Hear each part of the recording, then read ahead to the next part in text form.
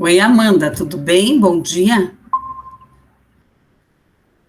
Tudo certo aí, Amanda? Oi, professora, bom dia. Oi, professora, bom dia. Tudo bem? Tudo bem, e você?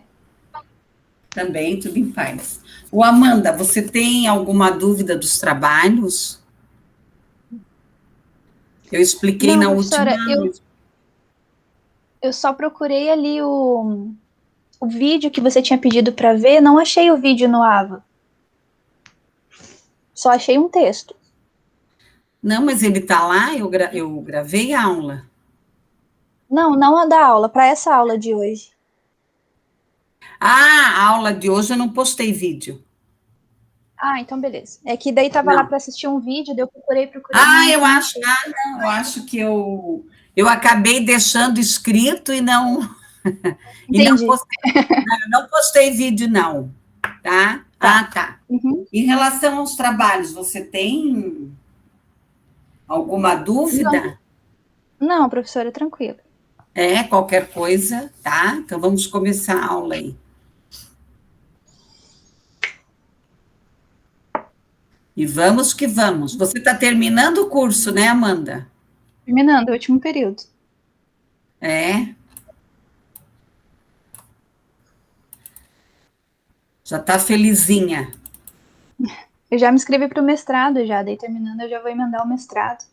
É bem isso, eu já falei para você. Quem é bobagem hoje fazer pós-graduação. Quem tem condições tem Uhum. que ir direto para o mestrado. É, condições eu não tenho. Eu vou tentar uma bolsa, alguma coisa assim, mas não Não, sei. mas eu digo, não, condução a gente nunca tem, né? Eu, quando eu fiz mestrado, eu também não tinha condição, mas eu falo condição teórica, né? Daí a gente dá um jeito. É. Bom, depois que entra, se dá um jeito daí, né?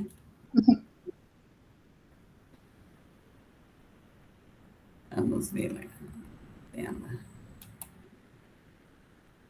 Vamos ver se a aula vai entrar hoje. Vai. Então, vamos começar aí, tá? Então, a nossa disciplina é Filosofia da Educação. Acho que está entrando, né? Tá. Uhum. Então, a Filosofia da Educação. Aqui eu deixei a explicação, né, do porquê da corujinha, né, ser o símbolo da filosofia. Entra aqui a questão da sabedoria dos gregos, do pensamento filosófico, da revelação intelectual da coruja, uma ave noturna que acabou representando a busca pelo saber, né? Uma outra explicação é a questão do jeito prepotente, né, que ela tem.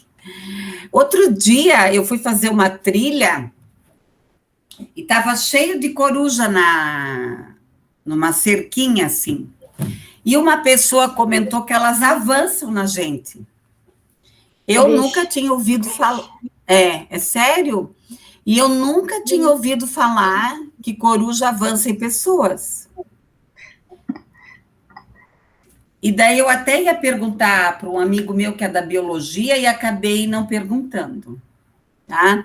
Então, a coruja segue o estereotipo do sábio, né? Da pessoa preocupada com as divagações, com as reflexões. É, Ah, deve então, atacar quando tem ninho, alguma coisa. Acho que não ataca. pode ser. Sim. Porque eu acho que não, sei lá. É. É. Então, né, a coruja é o símbolo do saber. Bom, o que, que é filosofia? É alguma coisa assim do pé do senso comum, né? Tirar os pés do chão, ficar em devaneios, conversa que não leva a lugar nenhum, né? Tem gente que acha que filosofia é uma grande bobajada, que é uma perda de tempo. Nós temos aí essa discussão até dentro da própria educação, alguma linha, né, dentro da educação hoje que vê a filosofia como uma coisa inútil. Bom, mas a filosofia não é isto, né? Ela é uma etimológica palavra, podemos entender o quê? É Sofia, amizade, sabedoria. Então, ela vem para, não para. Ela parte muitas vezes, né, de discussões, mas sempre partir para o diálogo, para a amizade, cada um poder colocar aqui o seu ponto de vista. Então, significa amizade ao saber, tá? Voltado também mais para a ciência, né, professor? Exatamente, né, para a questão da ciência. Né? É uma ciência que estuda o pensamento, né, que estuda a construção do pensamento. E aqui, né, uma outra indagação, né, devemos lembrar que a filosofia é a mãe de todas as ciências. Então, ela tem mais de 2.700 anos. Ela nasceu antes, na medicina, antes da pedagogia, antes da psicologia, antes da matemática, da química, da física. Então, ela é a mãe de todas as ciências. E ela envolve todos os assuntos possíveis aqui, os questionamentos. Se você quiser ir falando, Amanda, você me interrompe, tá? Tá bom, professor. Fique à vontade. Então, nós temos que entender que o que é, né? Nós temos a informação e temos o quê? O conhecimento. O que é o conhecimento? É a interiorização da informação, quando eu me aproprio daquela informação e torno ela uma prática. Tá? Então, a filosofia ela vai buscar entender o porquê, o questionamento, as indagações. Então, ela é importantíssima.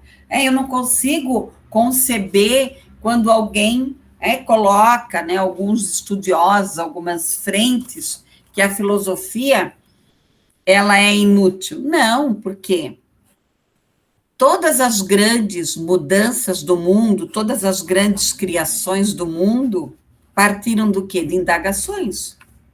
A mesma coisa quando o grupo de cientistas está lá no laboratório testando uma vacina, eles estão fazendo, eles estão filosofando. Eles estão questionando, a dose desse remedinho, a dose disso, a dose daquilo. Alguém está lá fabricando uma fórmula para um sabonete, para um shampoo. A pessoa está lá no campo, plantando arroz, feijão, sei lá. Ela também questiona o quanto que vai de água, o quanto que vai de terra, quanto que tem que molhar, que não tem que molhar. Tá? Então, estudar a filosofia é procurar o quê? Perguntas que nem sempre possuem respostas. Lógico, nós temos uma linha do pensamento dentro da própria psicologia, que é a linha comportamental, a questão da neurociências, a própria matemática. Mas dentro da própria matemática, dentro das próprias ciências ditas exatas hoje, tem muitos pesquisadores dentro das ciências exatas questionando que não existe nada exato. Para que serve a filosofia no ensino? Por que eu preciso aprender filosofia? Aí eu tenho que pensar, né? Que sociedade é essa? Que homem que eu quero formar? Para que sociedade que eu quero formar? Qual é o papel da filosofia? Qual é a sua função? Quais são as competências, as habilidades da filosofia? Aqui eu trago os parâmetros curriculares, né, que reconhece o que? O sentido histórico da atividade filosófica, por competência, por condições indispensáveis. Estamos aí no momento, nesta briga, que querem realmente tirar a filosofia do ensino médio. Mas, por mais que nós tenhamos aí a BNCC, os estados, os municípios, como eu já expliquei, eles têm autonomia para garantir aqui a questão da implantação do BNCC, mas com adaptações.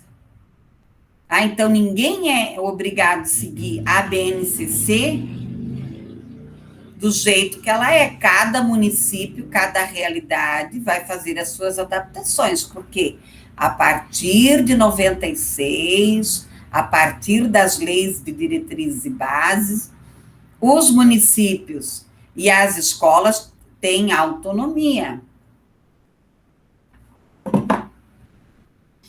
Então, eu tenho que pensar aqui. Primeiro, o que eu estou pensando? Então, puxa,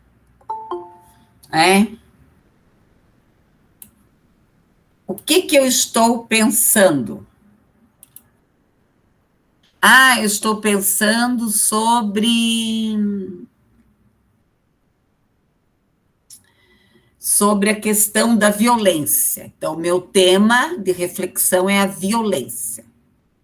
Bom, o que traz a violência? É problema da família, é problema dos traficantes, é problema dos policiais. Então, eu começo a pensar, bom, agora eu vou ler sobre a violência, vou ler artigos, eu vou pesquisar, eu vou assistir vídeos, eu vou assistir programas, depoimentos de policiais, de pessoas que estão dentro do grupo presos, enfim. Aí eu vou o quê? Fazer uma ação, e daí eu vou fazer uma produção da cidadania. Então, por mais que alguém diga assim, eu não me interesso por filosofia, eu não quero saber de filosofia, mas a filosofia, ela faz parte da nossa vida. Ela está dentro de nós e fora de nós. Não tem como você viver fora da filosofia. A não ser que você é uma pessoa que não pensa, que não faça reflexões. Vocês estão vendo o slide? Sim, professora. Então tá bom. Então, a filosofia na Grécia Antiga. Então, eu vou trabalhar a filosofia sempre, um pouco de história, um pouco da prática, um pouco de história, um pouco da prática. Então, nós tivemos aqui o pré-socráticos, né? Os sofistas, depois os Sócrates, Platão e Aristóteles. Então, esses foram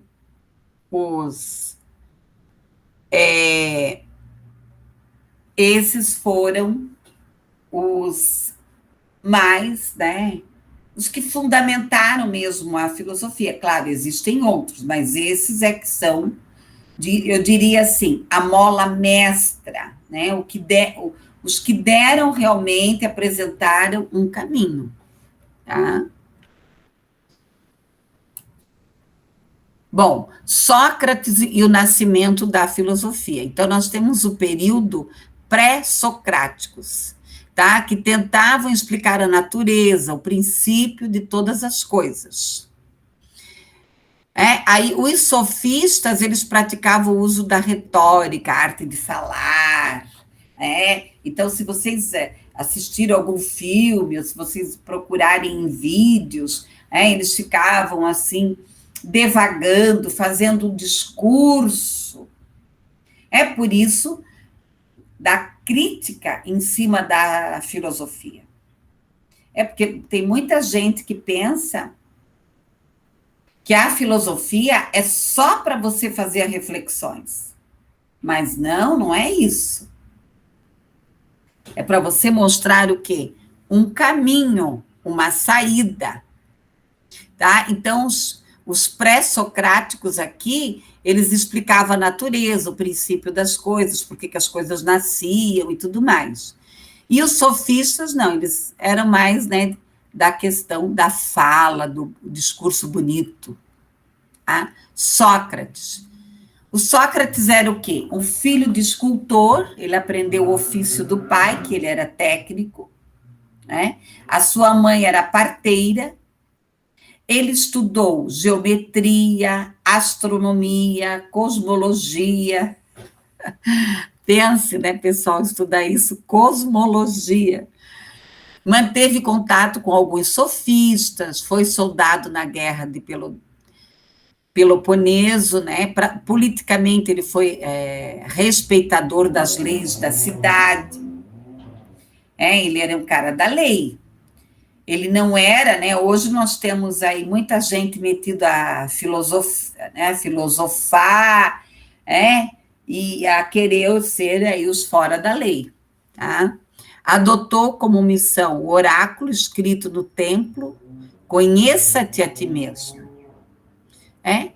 Mas nada ele escreveu, né? Outras pessoas foram escrevendo para ele, tá? Bom, qual é o método aqui? Entra a ironia. Procura confundir o interlocutor, o ato de perguntar. Mas, claro, gente, aqui não tem resposta.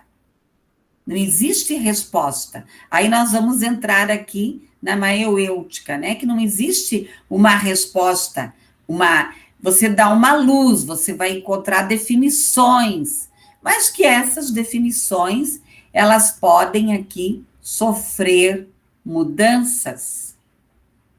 Ele é considerado o Sócrates, o pai da filosofia, porque ele buscava a verdade. Tá? Ao mesmo tempo que ele tinha um diálogo, ele tinha um aluno, ele dava aula para um aluno só. Então, ele sempre preocupado com a verdade, com a questão da cidadania, com a relação da filosofia com a sociedade e com o próprio bem-estar da sociedade. A busca pelo conhecimento verdadeiro. Estranhava-se que a desnaturalização, né? Quem ama sente-se carente do objeto amado.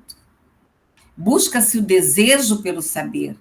O que é, afinal, a filosofia? Pode retratar o quê? Uma ideia? Uma ideia é uma construção permanente. Aqui nós vamos trazer o quê? A sabedoria, o amor e a ignorância. Amor pelo belo, pela sabedoria, pela busca pelo saber. A filosofia encontra-se entre a sabedoria e a ignorância. Então, tem momentos que a sociedade ela é ignorante, que eu sou ignorante, que o outro é ignorante. A importância do ato de perguntar, o ponto de partida. E aqui nós vamos trabalhar, né, dentro do quê? Da problematização. E a problematização, ela não deixa de ser uma prática hoje considerada dentro das metodologias ativas. Que você vai atuar como professor dentro da sala de aula com a problematização. Incentivando os estudantes a pesquisarem, a perguntarem, a lerem, a pensar sobre a realidade. E a pergunta filosófica, às vezes, ela é perturbadora. Existe uma crítica muito grande em cima dos jovens de hoje, que eles não leem, que eles não querem pensar, que eles não querem se comprometer, que eles sabem. Não, tem muita gente, Cada um, claro que tem jovens com esse perfil, mas tem muitos jovens buscando, querendo um mundo diferente, questionando sobre várias coisas. Bom, Platão, né? A família aristocrática, né, descendente de Salom por parte da mãe, estudou retórica com os sofistas, foi discípulo de Sócrates, tá? Conheceu aqui o pensamento, né, de Parmênides, né, de outros pesquisadores. Ele né, trazia divergências em relação aos sofistas. Eles achavam que os sofistas só ficavam na retórica, que eles não apresentavam aqui nenhuma proposta significativa. Quais são os verdadeiros filósofos? Eles amam o espetáculo da verdade. Eles vão da aparência para a essência. E aqui, a República de Platão. E aí, né, o Platão, ele traz o primeiro projeto político-pedagógico da história da educação. Tanto que foi chamado a República de Platão. Platão começa a pensar na questão da educação. Muito interessante, né? E hoje a base da educação é dentro da filosofia. Aqui mais algumas questões aqui de Aristóteles sobre a vida. Ele nasceu em Estagira, né? Mas que hoje não tem mais esse nome, né? Nasceu em 384 a.C., filho de médico, estudou na Academia de Platão, foi de Alexandre, daí a Atenas, né? Daí nós temos toda a história de Atenas aqui, que nós vamos trabalhar um pouco mais à frente. Bom, para ser filosofia, que tipo de saber a filosofia busca? Então, ela não vai se contentar com respostas superficiais. Não existe sim, não. Existe o quê? Uma construção de uma resposta, uma construção de um pensamento. Depende de quê? Da pergunta, da resposta, da curiosidade. E aqui nós vamos trazer, né, um filósofo contemporâneo importantíssimo para nós dentro da educação, que é Demerval Saviani. Ele tem vários vídeos, eu vou postar lá o vídeo dele. Eu acabei esquecendo de postar o vídeo, hoje eu posto, na aula de hoje, tá? Então, ele tem vários vídeos, né? Eu já tive o prazer de ter aula com ele há muitos anos atrás, tá? Então, ele vai trazer aqui a filosofia como uma reflexão, que ela deve ser radical, rigorosa, mas, ao mesmo tempo, dando possibilidade para uma construção coerente, sistemática, não de forma isolada, abstrata. Então, que sociedade é essa? Que mundo é esse? Que homem que eu quero formar? Que jovem que eu quero formar? O que é mais importante uma criança saber? O que é mais importante um jovem com 15 anos saber? E aqui a filosofia, ela pretende desenvolver aqui um conhecimento que vai além das crenças, né, dos pits, da opinião, da sabedoria, da razão, amantes da opinião. Então, uma coisa que eu observo muito hoje na sociedade atual é que as pessoas não querem ouvir a opinião do outro. Então, isso é muito complicado, isso você precisa ouvir a opinião do outro. A nossa sociedade tem vergonha de perguntar, por outro lado. Nós não fomos estimulados a perguntar, a ter dúvida. Como o professor pode contribuir para desenvolver um aluno, elaborar perguntas filosóficas?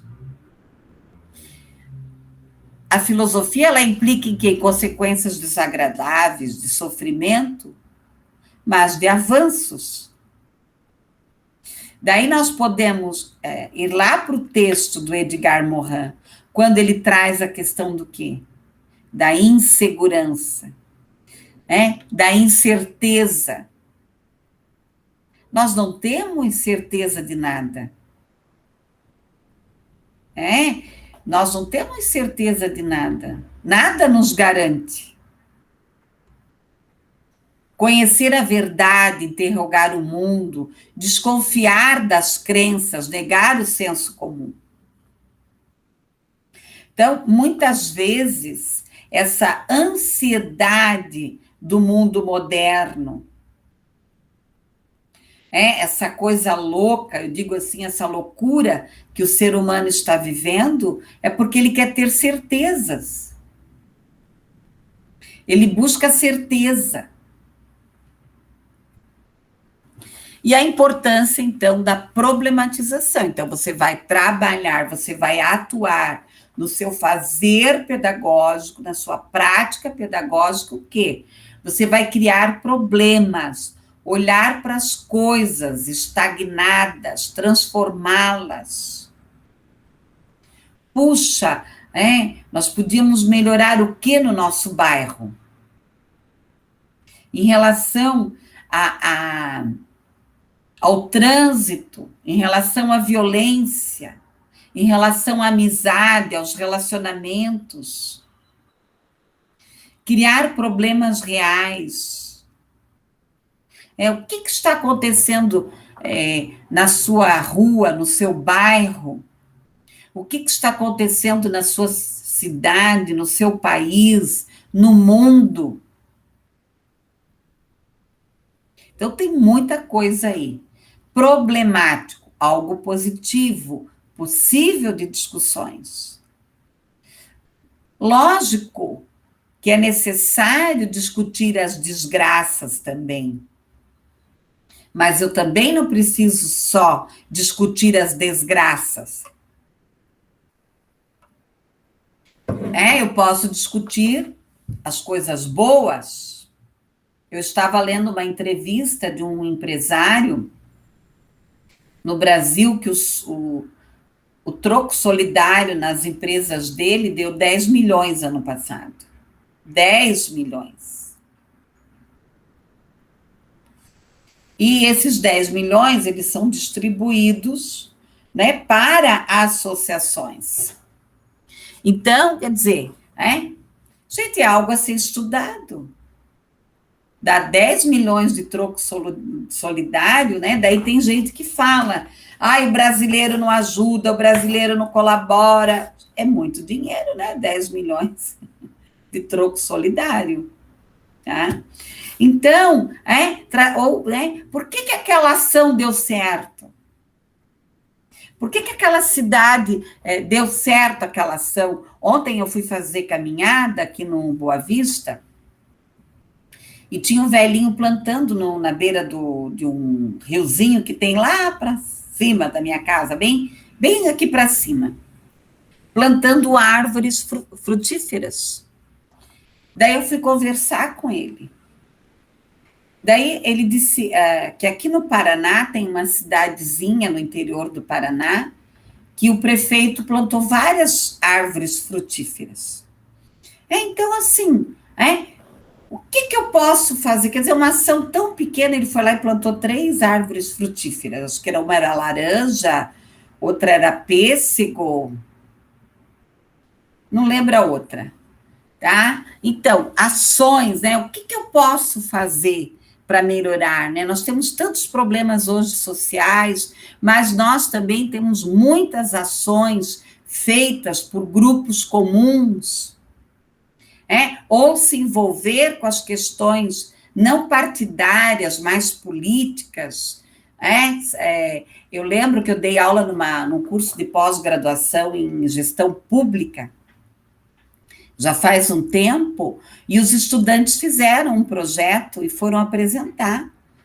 Se eu não me engano, foi para o Álvaro, um que é senador, acho que é o Álvaro, né? Não vou lembrar agora o nome dele, me deu um branco. Então, que ações que eu posso fazer aqui? A importância da problematização, não cair no relativismo. Fica aquela discussão que não vai nem para frente nem para trás. Não há relevância social determinando aqui o problema. E aqui nós temos o tema, o debate, a possibilidade saindo do senso comum. Aí você pode levar os teus estudantes a ler sobre o assunto, a pesquisar sobre aquele determinado assunto e a avançar no debate. Alguns objetivos distanciam o aluno do senso comum, estimulam ele a perguntar, a ter senso crítico, a problematizar, a pensar sobre a sociedade. Deve-se sempre partir de quê? De problemas que estimulam. Então, você pode trabalhar a sua aula através do projeto. Tá? Daí você vai trabalhar com o quê? Com Freinet. Freinet traz o quê? Que você vai desenvolver o teu projeto de sala de aula, juntamente com a participação dos estudantes. Que tema que vocês querem discutir? Lembrando que você tem um currículo a vencer. Tá? Você tem um currículo aqui a vencer, mas vai depender aqui do quê?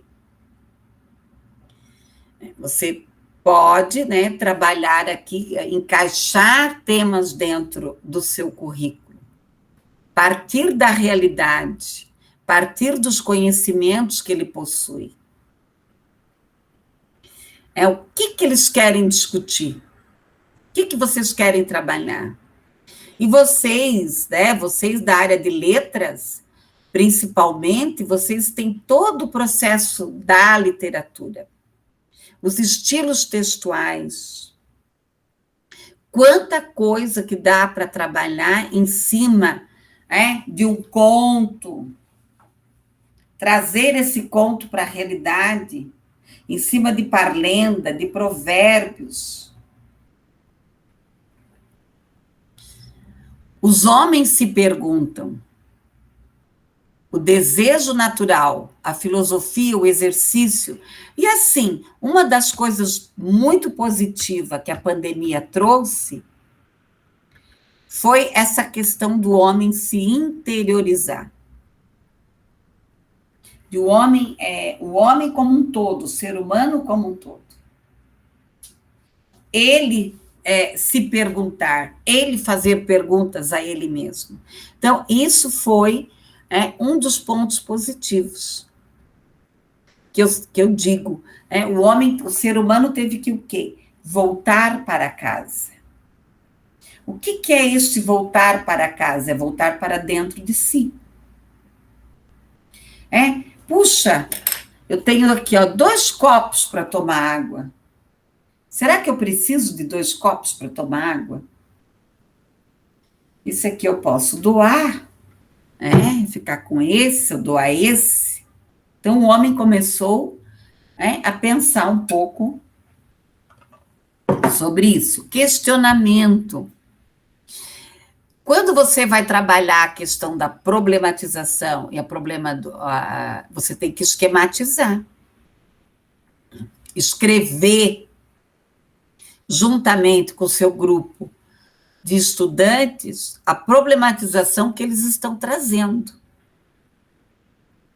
A admiração, o sentido grego da palavra, o espanto, quando estamos dentro de uma situação diferente, inesperada, a descoberta, da sua própria ignorância, da indagação.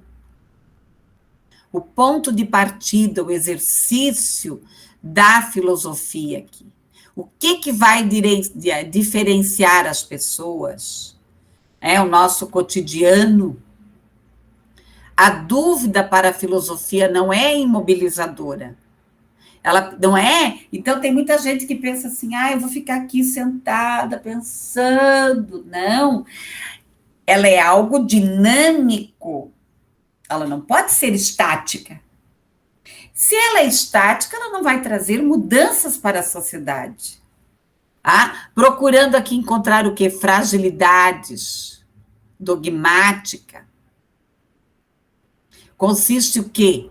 No conhecimento, na elaboração, na explicação, na criticidade, na marca da experiência. A insatisfação do homem com os costumes, com as práticas, com as práticas aqui, ao se deparar com os valores, com a problematização, com o pensamento filosófico, a insatisfação, toda descoberta, toda reflexão vem de quê? De uma insatisfação. Agora, muitas vezes o homem se perde. Ele fica discutindo no vazio, no oco. Vê uma figurinha e questiona.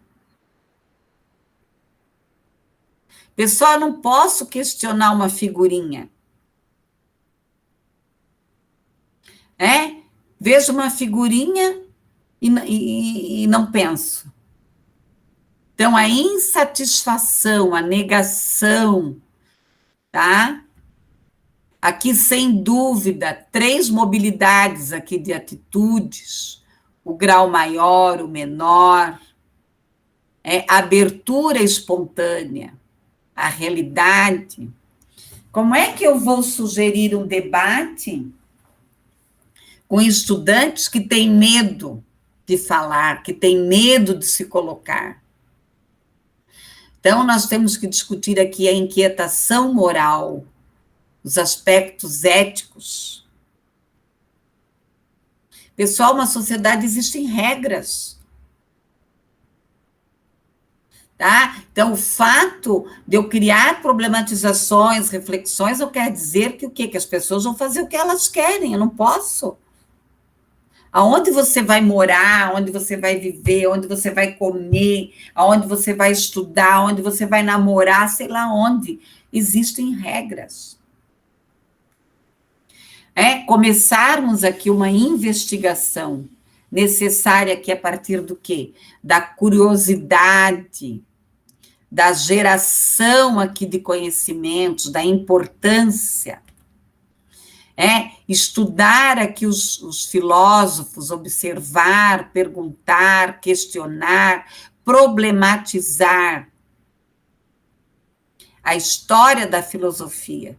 Eu posso discutir com os estudantes, independente da faixa etária, um pouco sobre a história, o instrumento de reflexão, como deve ser utilizado, né? A ideia está acentuada ali, ó. Ainda. Aqui, o que se considera que o despeito da sua importância, da sua história, da orientação, da escola pública, do olhar voltado para o mundo, do material, de chegar até a escola. A prática do conhecimento aqui, dentro das disciplinas. Então, outra coisa, a filosofia, ela não pode ser uma disciplina isolada dentro da educação. Todos os componentes curriculares deveriam de partir de uma problematização, de uma reflexão. A filosofia, ela é uma teoria que está inserida e que deveria de estar inserida em uma prática. Aí aqui a questão da interdisciplinariedade, que eu não vou adentrar muito, que nós já trabalhamos isso, A filosofia, ela vem o quê? trabalhar exatamente a questão do quê? Da interdisciplinaridade, o diálogo entre as áreas. Então, se eu vou discutir lá uma problematização sobre o saneamento básico, eu vou discutir a saúde, eu vou discutir a falta de investimento público, eu vou entrar em várias áreas. O que é a interdisciplinaridade? É a integração entre duas ou mais componentes curriculares, a integração, o diálogo. Então, um componente curricular tem que colaborar com outro. Uma área do conhecimento precisa colaborar com o outro. Então, ela não pretende uma construção de uma superciência, mas ela pretende o quê? Ampliar. Então, a interdisciplinaridade, assim como definiu muito bem Ivani Fazenda, é o quê? Ela vem de dentro para fora. É uma prática do professor, né? Não é plim, agora é aula de matemática, plim, agora é aula de português. Ontem eu estava montando as aulas dos estudantes, dos pequenos, aí eu tinha que montar lá uma aula lá de língua portuguesa e ciências. Eu trouxe um texto, né, de ciências, e eu vou trabalhar a língua portuguesa e as ciências dentro daquele texto. Então, eu não preciso trabalhar outro texto, se eu já estou trabalhando o texto de ciências. Então, eu estou trabalhando o quê? A interdisciplinaridade. Eu vou compreender aqui a metáfora, o conhecimento, a sinfonia, a execução, o instrumento, as partituras, os músicos, eu vou entender tudo isso, né? Aqui é um texto de Ivani Fazenda. A mãe, o que é a filosofia? Que é a mãe de todas as ciências. Ela vai trabalhar o todo. Então, a interdisciplinaridade, ela vai trabalhar o todo. Não a fragmentação. Não o saber descentralizado. Aqui eu coloquei aqui um exemplo, né, que eu deixei até, né, para vocês pensarem aqui sobre a questão do mundo. As pessoas, uma coisa correta, só porque todo mundo acha que ela é correta, ela se move entre 10 pessoas? Roubar é correto? Tá? E aqui eu trouxe o exemplo de trabalhos com fábulas. Nós temos que cuidar, né? Que às vezes elas são muito moralistas, mas você tem que discutir. Aqui a fábula do ratinho, tá? Então, ler e escrever, aqui um trabalho para 4º ano. O Esopo, né, também, que tem várias fábulas, tá? Eu utilizo também sobre as fábulas, a história da humanidade, as normas morais, éticas. Eu também não vou adentrar muito nesse assunto, que eu já trabalhei com vocês, mas eu deixei aqui alguns exemplos. A Corujinha, tá? O Jornal da Corujinha, a coleção Filosofinhos, tem muita coisa, tá? Tem muita coisa que você vai achar aqui, ó. A coleção Filosófica, Kids, né? O Caramelo e os livros educativos, Filosofia para criança, aqui Mito da Caverna em quadrinhos, é uma graça esse aqui. Tá? E aqui a bibliografia que eu pesquisei aí, o material. Deixa eu só parar a apresentação aqui. Pessoal, então, daí tem os artigos, deixa eu ver quantos artigos eu coloquei lá. 1, 2, 3... Aí tem os artigos que eu vou fazer uma síntese, dos artigos para eu discutir na próxima aula com vocês, ok? Pessoal, alguma dúvida da aula? O que vocês acharam? Vocês têm alguma sugestão? Fiquem à vontade. Professora, eu não fiquei com dúvida, achei essa aula bem, bem interessante. A gente está estudando também mais ou menos a mesma coisa na história da educação. Daí meio que juntou os assuntos. Isso, eu vou, assim, ó, eu vou tentar, né, Amanda e Rafael, não trazer a história da filosofia muito maçante. Então, eu vou trazer sempre uma prática, né? Sempre uma prática ali, ó. A questão da problematização, de vocês trabalharem com fábulas. Então, já tem vários práticas ali que vocês podem estar utilizando dentro da sala de aula. Rafael, alguma dúvida? Não sei se o Rafael está por aí. Não, prof, na verdade, não. Não? Não? E dos trabalhos, vocês têm alguma dúvida? Não? Pessoal, então assim, ó, muito obrigada, eu vou salvar essa aula lá, tá? E eu vou colocar, viu, Amanda, um vídeo do Demerval Saviani, que eu acabei esquecendo mesmo. Beleza. Ele é assim, ele é o bambambam hoje, né, na área da educação, nós vamos discutir ele mais à frente, tá? Mais à frente nós vamos estar discutindo ele e outros, né, que trazem contribuições mais para a atualidade, tá bom? Eu vou parar, então, a gravação. Quer falar mais alguma coisa, Amanda? Não, professora, tranquilo. Não,